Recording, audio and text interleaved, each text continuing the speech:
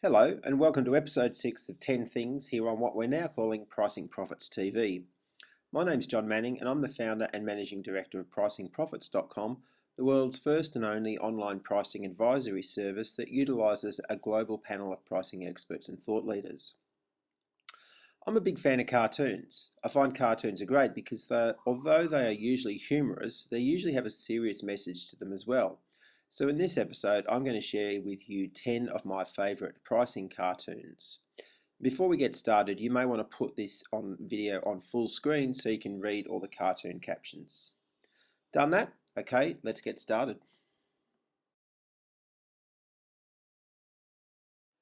Number 10, it's easier to go down than up. I don't live in America, but if cartoons and TV shows are to be believed, kids set up lemonade stands over their summer holidays and make a bit of pocket money.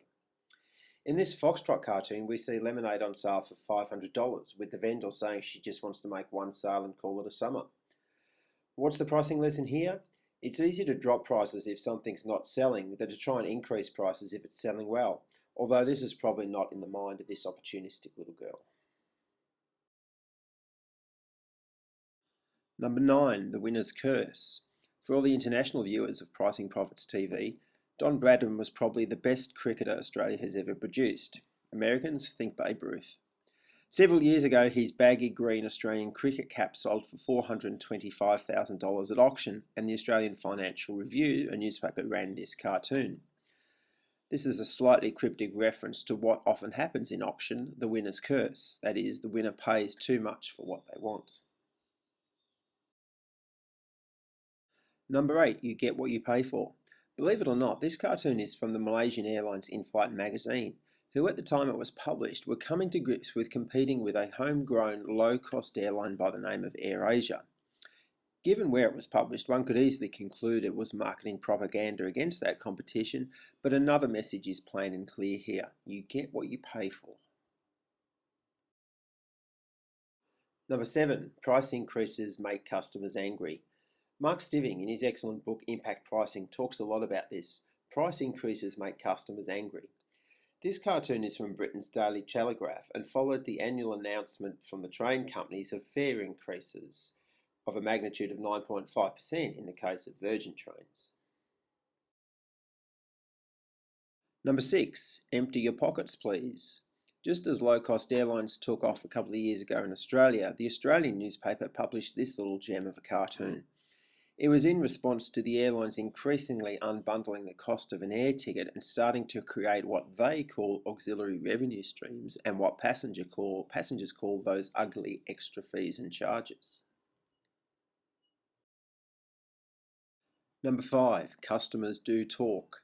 In 2006, Melbourne hosted the Commonwealth Games and this cartoon appeared in the Age newspaper. The clear message here is that customers will talk to each other and at some point they may talk about the price they've paid for a product or service. Are you prepared for this? Is the reason you're charging different prices to different customers clear and justified? Number 4, beware of alternatives. Here's one of 2 cartoons from The Wizard of Id. This one with a great message, understand value and the alternatives. Here, a customer opts for a German Shepherd sign because it's cheaper than the dog and it potentially has the same effect. Number 3, expect the ridiculous.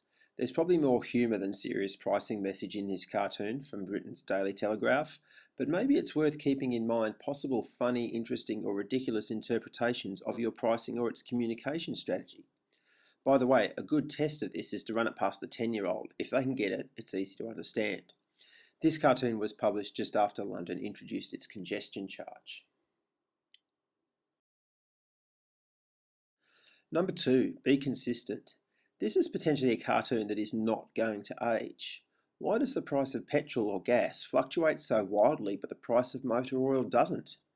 Are you being consistent in your pricing? Again, our 10-year-old kid might be able to help you here. And at number 1, can you afford what you charge? This is the second contribution from The Wizard of Id and is perhaps my favourite cut pricing cartoon. It reads, when did you decide to become a lawyer? When I realised I'd never be able to afford one is the reply. And the reason I like this cartoon has nothing to do with lawyers and their pricing model. The message is much more simple than that. Put yourself in your customer's shoes. If you were your customer, can you afford to pay the price you're charging? And with that, I'll sign off. Thanks again for watching. I'm Jon Manning, founder and managing director of PricingProphets.com, and until next time, happy pricing.